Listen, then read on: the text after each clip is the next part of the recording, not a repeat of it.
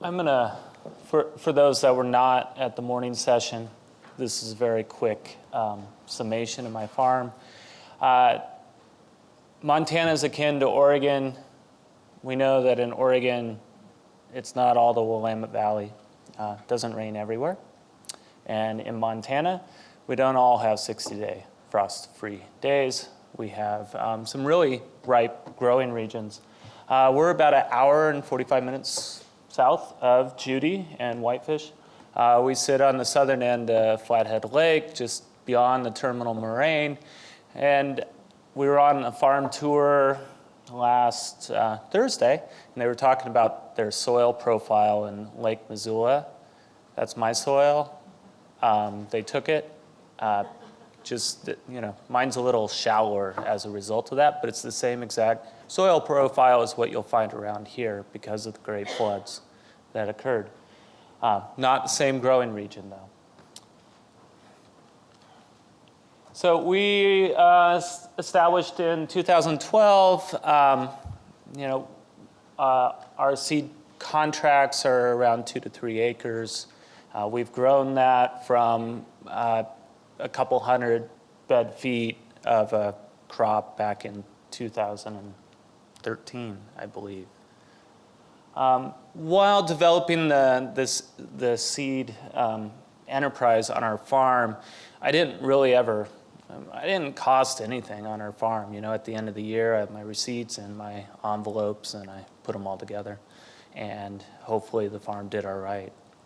But about 2 or 3 years ago, I was talking to Kiki about saying we need to do a project in Montana that looks at the enterprise budgets of crops and see what's profitable and what's not, and at different scales, and try to identify those crops.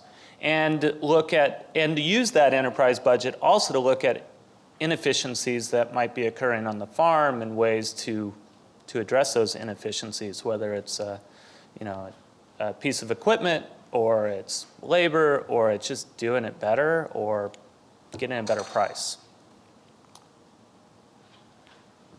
So my goal, I kind of asked myself what I wanted to get out of this. What do I grow well? I'm still trying to figure that out. What crops are profitable in a good year and a bad year, which fortunately for us, or unfortunately, we had a good year of lettuce 2 years ago and a bad year last year. So we actually get to see both. Go figure. And then what crops can be profitable with more efficient systems. So more efficient systems like better equipment. So I evaluated, or for this presentation, I have lettuce for a couple years, bachelor buttons for 1 year, and beets for 2 years. So we can get a taste of both annuals and biennials and flowers. So the first one is lettuce from a couple years ago. We actually had a really good crop, exceeded our contract. We're able to sell it all. I'm not going to go through the total numbers with you, but this is a standard, pretty close to probably what a lot of the lettuce seeds are contracting for. And those are our costs. It has, as Winston said, we input all the same things.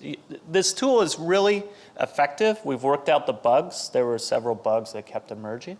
But the tool's really effective. And once you start doing it and you have your fixed costs in there, all it is taking some additional information on other crops. My strategy, I tried notebooks, I've tried paper, none of that works. I can't carry it around. I lose it. Where'd I put that? So I just use my phone. I take pictures in the field. I set up a Gmail account for farm records. I take pictures of my crops in the field at planting with times of planting. I take pictures as they're growing, maybe after a weeding, put the time in there. So I put all the records in my email account, and then in December I sit down and I have the dates and time of the email that was sent with pictures and brief records, and then I have all the information I need to enter this tool, and it really didn't take that long. So as you see on this lettuce contract, our net revenue for the area is positive, 1324. 2019, you will see that our yield, we planted more because I didn't think I would have a good year twice that exceeded the yield. So I planted a little bit more to try to hedge, and it turned out that the yield was even worse. And so we barely netted positive with that same crop. Very little area difference, very little management difference. It really just came down to weather and harvesting. But we were positive, so that's good. Beets. This one I wanted to do as a biennial because I kept going, I'm not sure if I'm making any money on beets. It's like, it's 2 years of investment. What's the cost of that really?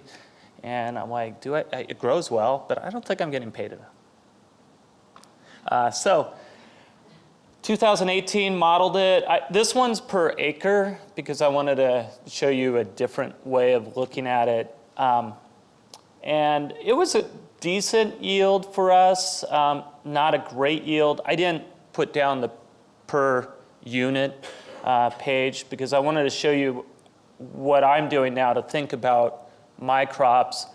I started seeing that for a lot of these contracts that I'm doing, it's about $30,000 net acre. And for me, knowing my markets, I could not do produce and get $30,000 an acre. I'm not a premium market where we are. So I was like, $30,000 an acre? I can live with that. That's good return on my investment. The nice thing about it is, okay, I'm doing okay in 2019, or 2018, but 2019 was a bad yield, but I'm still doing well per acre. It's like, okay, so I was wrong in my mind. I'm not getting paid too little for that crop. In fact, it's a good crop for us that's really stable. We do it well. And what I did with in record keeping for the biennials, this was one thing I did. So we put a cost to also running our coolers all winter long and holding the roots. And I just treated it as like buying seed. So I put a per unit cost to the root, saying, okay, I'm putting out 1,000 roots at 20 cents each. So what is that, $200? Is that right? No, $20. 200? Yeah, quick math in my head. But so that's how I figured it out. It was like, okay, I'll just cost it over the winter. What's that per price? Some people saw this. This is bachelor buttons. I wanted to do this one because I was like, I don't think this is going very well. It's growing really well. We're getting a good yield, but I know we're not making money on this one. It's too much labor. And I was right. I like spreadsheets because I cannot have lost leaders. Okay, I'm not a market farm. I'm a production farm. No lost leaders. You make money or you don't. There's no leading my buyers to me. I'm going to them. So I need to make money. I did not make money. I had a great yield, great germ rate, but I lost money. But if you take a look at the next slide, this is two different companies, just for the companies out there. This is two different companies, same crop, different contract price. There we have it right there. That makes money. So the greatest thing about this tool as a producer who's trying to make a living on the farm is that now I have some leverage to have open conversations based on numbers on my farm saying, this is my cost of production. I know there's a lot of variables, but if I'm producing the same amount of a crop for one company and the other company, they're both the same lot size, but their difference is, that's almost double. We can have a good conversation about it, I think. It gives us some power as growers to have that open conversation. So I like the crop, and I like it better at that price.